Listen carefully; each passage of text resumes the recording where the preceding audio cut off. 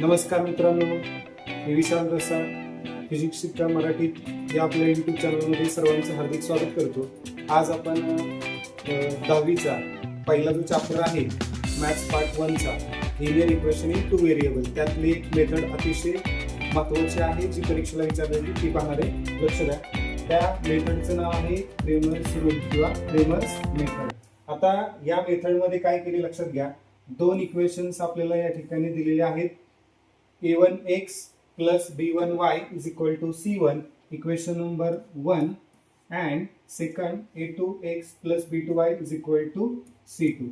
हे दोन इक्वेशन आपल्याला दिलेले आहेत. तर आपल्याला काय करायचंय, पहिल्यांदा d काढायचंय, त्यानंतर dx काढायचं आणि dy काढायचं. लक्षात घ्या, d काढण्यासाठी आपण त्याला लॉजिक लावते 12, बरोबर. dx काढण्यासाठी जे आहे 32 आणि dy काढण्यासाठी काय लावायचं आपल्याला 13. म्हणजे हे 12 म्हणजे काय, a आणि b घ्यायचे, बरोबर. म्हणजे a कॉन्स्टंट b कॉन्स्टंट घ्यायचे. 32 म्हणजे काय, c आणि b घ्यायचंय आणि 13 म्हणजे काय, a आणि c घ्यायचंय. म्हणजे जसं की इथं d काढत असताना काय केले आपण, इज इक्वल टू डिटर्मिनंट मध्ये काय केलंय, इथं 12 लिहिले. 12 लिहिले म्हणजे काय केले बाळांनो, इथं a1 आणि a2 घेतलाय आणि इथं काय घेतलंय b1 आणि b2. म्हणजे थोडक्यात काय, तर एक्स कोएफिशियंट जे आहेत ते आपण या ठिकाणी लिहिले आणि वाय कोएफिशियंट जे आहे ते इथे लिहिले. मग पहिल्यांदा याला 1 मानलं, याला 2 मानलं, याला 3 मानलं, तर हे झालं 12, हे आणि हे 32 आणि हे आणि हे 13. आता dx साठी काय केले लक्षात घ्या, dx काढण्यासाठी आपण काय केले, इथं 32 म्हणले. काय म्हणले, 32. 32 म्हणजे काय, तर 3 कोणासाठी वापरले, c1 c2 आणि 2 कोणासाठी b1 b2. मग इथं काय लिहिले, c1 c2 आणि b1 b2. तसं dy इज इक्वल टू काय आपण सांगितले, 13. dy इज इक्वल टू काय, 13. म्हणजे इथं आपल्याला काय घ्यायचंय, 1 आणि 3 साठी a आणि c. मग dy इज इक्वल टू काय लिहिले बघा, a1 a2 आणि c1 c2. आता याचा वापर करायचा आहे, म्हणजे d काढला, dx काढला आणि dy काढला. त्याच्यानंतर x कोएफिशियंट काढण्यासाठी किंवा x तुम्हाला काढायचा असेल तर आपण फॉर्म्युला आपल्याला dx डिवायडेड बाय d आणि y काढण्यासाठी काय वापरलंय, dy डिवायडेड बाय d.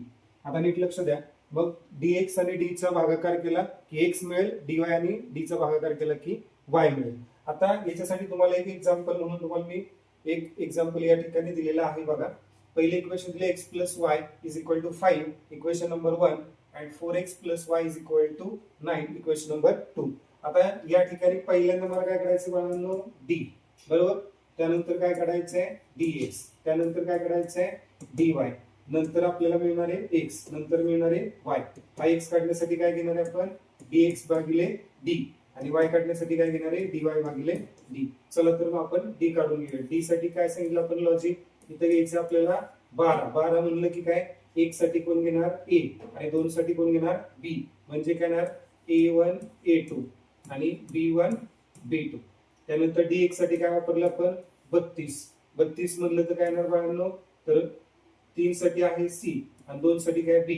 मग काय येणार, c1 c2 b1 b2 आणि लास्ट काय dy. dy ला आपण काय म्हणले बाळांनो, 13.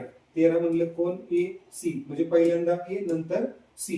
मग या ठिकाणी बाळांनो काय येणार आहे, a1 a2 c1 c2. आता हे आपल्याला बाळांनो काढायचं डिटर्मिनंट. लक्ष द्या, आता a1 a2 म्हणले बघा, हा 1, हा 2 आणि हा 3. या ठिकाणी x ला कोणी गुणले, 1 न. इथं y ला कोणी गुणले, 1 न. इथं कोणी गुणले, 1 न. मग a1 a2 म्हणजे कोण येणार, 1 आणि 4. मग इथं लिहायचं 1, इथं लिहायचं 4. त्यानंतर b1 b2 कोण येणार, इथं लिहिणार 1, इथं लिहिणार 1. त्यानंतर काय, c1 c2 b1 b2. मग c1 c2 म्हणजे हा आणि हा घ्यायचा, सॉरी, हा c1 c2 आणि हा b1 b2. म्हणजे काय येणार आहे, 5 आणि 9 आणि दुसरं b1 b2 काय येणार, 1 आणि 1. त्यानंतर काय, ac.